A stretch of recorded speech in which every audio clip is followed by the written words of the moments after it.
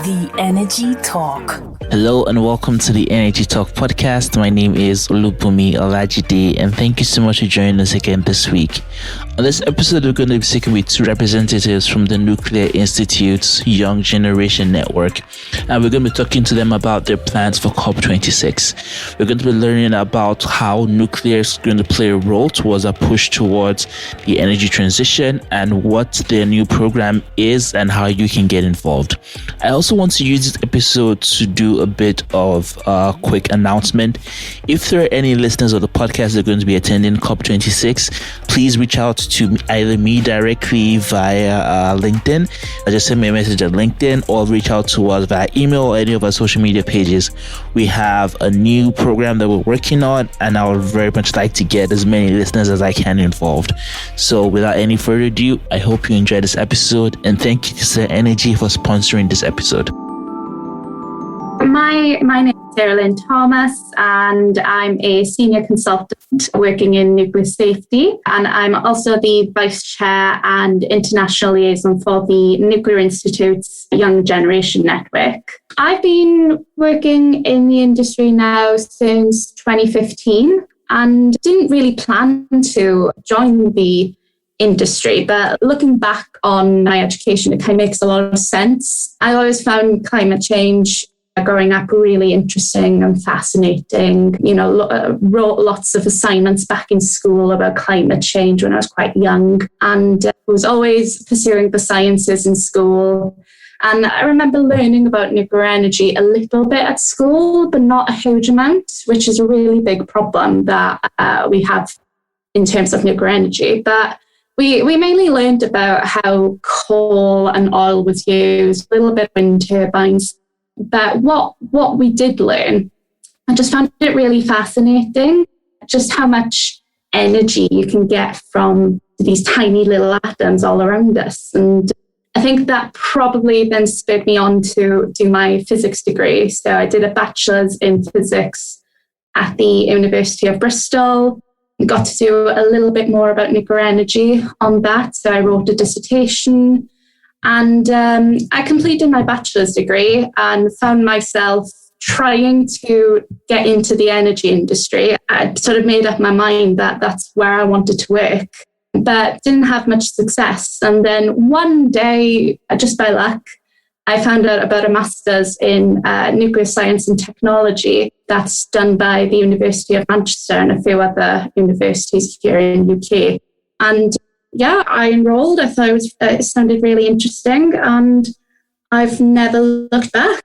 I learned so much about the industry, the science behind how reactors work, and it just really cemented for me that I wanted a job in the industry. It's a great opportunity to work for something, to work in an industry that is actively trying to help fight climate change. Working on some really interesting projects and some really cool science. So my name is Miguel Trenkel-Lopez. I have a similar story to Saralyn. I've been in the industry a little bit less. I've been here about 2.5 years. At school, always interested in energy. Kind of liked the wind and solar were kind of the exciting new future energy sources, and I was always kind of quite keen on those. And so I did engineering with the thought that I'd be going into one of those industries. I went to uni at Durham University. And when I was doing my master's, my master's was around the diversification of wind farms. So basically, at the moment in Europe, we mainly have a lot of wind in the North Sea. And what I was looking at was, actually, when there's no wind in that area, that kind of affects our wind generation quite a lot. So I was kind of looking where else in Europe could build wind farms to kind of counteract that and say, actually, at any moment in time, there's wind generating power anywhere. So I was very into the industry, but actually that thesis made me realize that there are some difficulties in creating a 100% renewable grid, applying to jobs. I applied to a range of wind, renewable energy companies, and a couple of nuclear companies. My interest in nuclear was purely based on that integrated systems. I knew that it was kind of needed to be part of the answer, but I didn't know much else about it. And it just so happened that my assessment center for nuclear was a week before my one for a wind company, RWE. Again, it's almost like a number of different coincidences that lead you to where we are today, isn't it? If that assessment center had been 2 weeks later, I probably, I might not be in the nuclear industry. But But yeah, I've been here for 2.5 years. I work for a company called Magnox.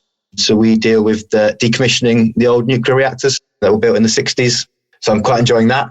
And I'm also involved with the YGN in our Net Zero Needs Nuclear kind of campaign. And so I've always been kind of interested in the advocacy side. Decommissioning is important and needs to be done, but it's not what really drives me. I think that's more the future of energy is where I'm really interested in and hope to work for in the future. Both your backgrounds are very interesting because you don't have the traditional nuclear background, like studying nuclear engineering and then going on to a master's or PhD in the field and then going on to work directly in the industry. So did you have any negative perceptions about the nuclear industry before you actually went into it? Were there any misconceptions you had that changed after a few months or a few years in the job? Yeah, it's a good question. I think I'd always tried to approach things from a technology neutral approach. I think there's a lot about the nuclear industry I didn't know. All the negatives you hear about the industry, once you're in it and you learn a bit more about it, you realize that they're less scary than they sound. And actually, it's all very manageable. The statistics around waste and power and safety, and it's crazy how, if you look at the pure science, how good nuclear is.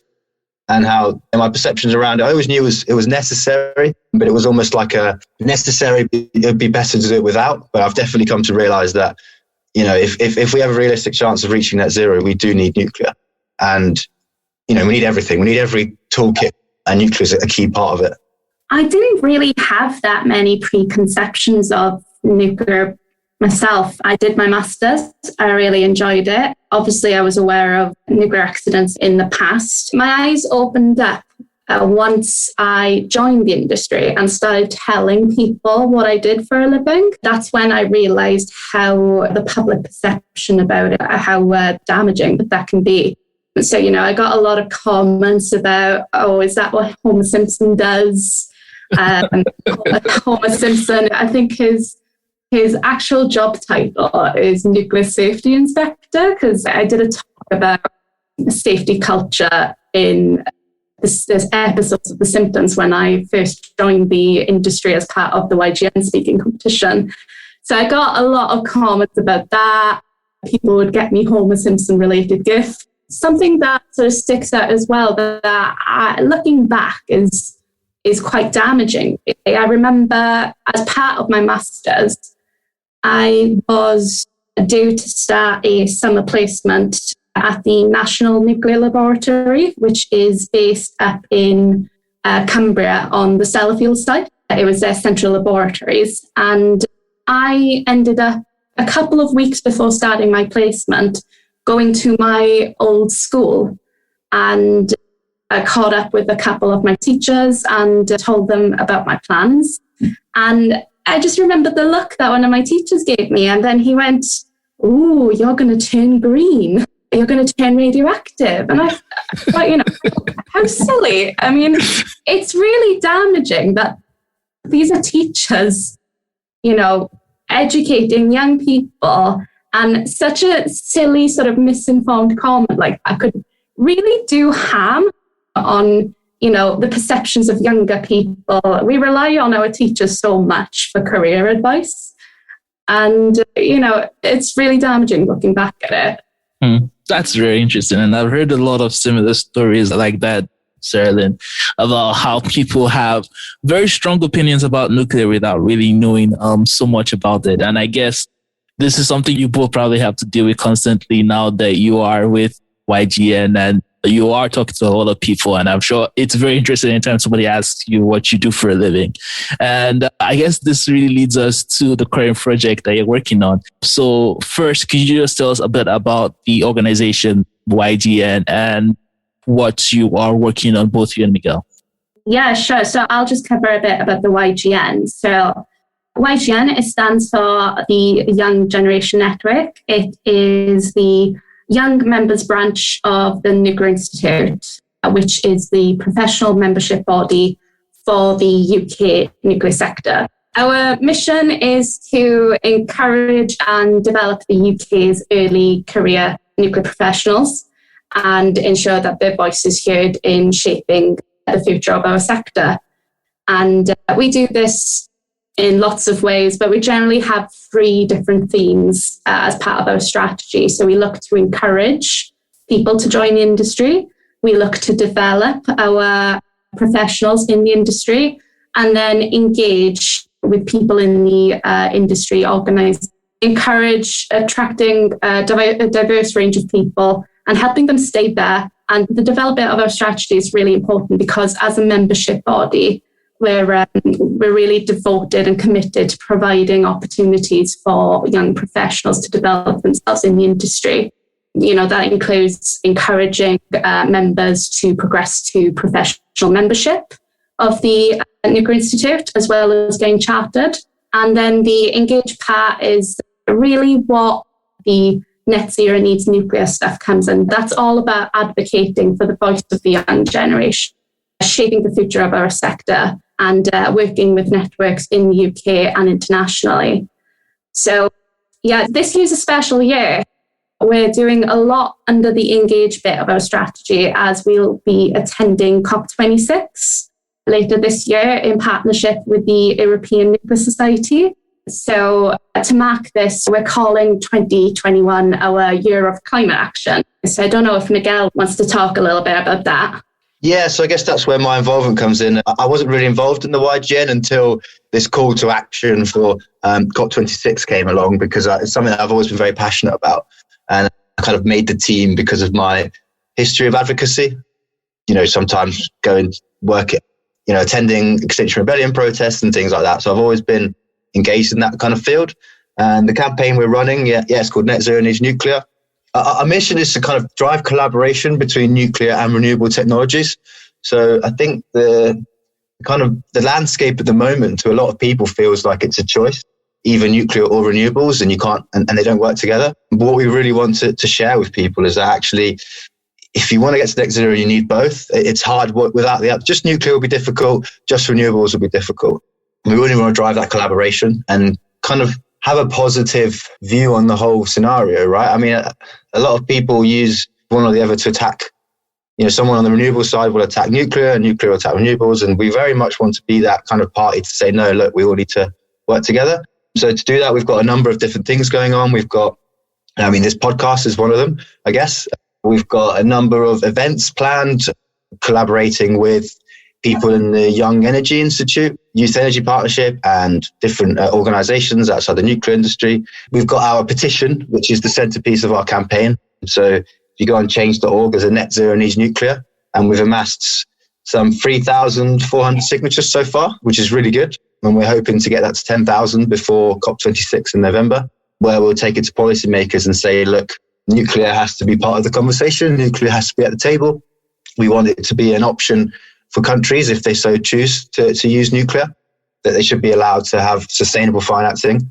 And recently the EU's Joint Research Council have come out with a leaked report saying that actually nuclear causes no more harm than any other technology, such as wind and solar, and therefore should be considered under sustainable financing. So that's the kind of thing that we're really, really pushing for. And we just want to be part of the conversation, really, and let people know that nuclear is a good thing. Yeah, it's really important to us to sort of raise awareness of nuclear as, a low carbon energy source, even zero carbon when you look at the energy production itself. And what Miguel sort of touched on was the policymakers. This is all about influencing policymakers involved in COP26 to take a scientific and technology neutral approach to all this energy policy and financing. So we are actively adding policymakers at the moment. We've been encouraging YGNs all around the world to do the same. Our website, which is netzeroneedsnuclear.com, has a special tool that we've been working with Generation Atomic to include in our website, where, if anyone listening to this podcast right now, feel free to go on there and send a letter to your government and your COP representatives, UN representatives on the website. So we've got a lot going on. That sounds fantastic. And all the information that you just mentioned will be in the description of this episode. But I just want to point out what are the key points of this campaign that are deeply motivating for both of you, from all the work you've done personally, your careers, and working on this campaign towards COP26. What are the real drivers for you personally? Yeah, like I said, a few years ago when the Extinction Rebellion first kicked off, do you know anything about Extinction Rebellion? Oh, yeah, I'm familiar. I'm very familiar. Yeah, okay, I thought so. I guess the people who aren't, it's kind of like it's a global environmental movement started in the UK a couple of years ago. And really what they're looking to do is speed up action on climate change using kind of civil disobedience. And it was something that I was quite passionate about. And I went to their first ever action back in April 2019. But I went knowing that it was likely to be a very anti-nuclear. And I was it really motivated me to go because I knew we were there for the same reasons. Like, I really believe that we have to be much more drastic. There has to be a sense of urgency to the issue. But I knew that everyone there, it's kind of a historical problem with Greenpeace was first set up because of the anti-nuclear bomb kind of, let's not build nuclear bombs, let's not ruin the world that way, which is I agree with, but it's kind of morphed into a general anti-nuclear stance.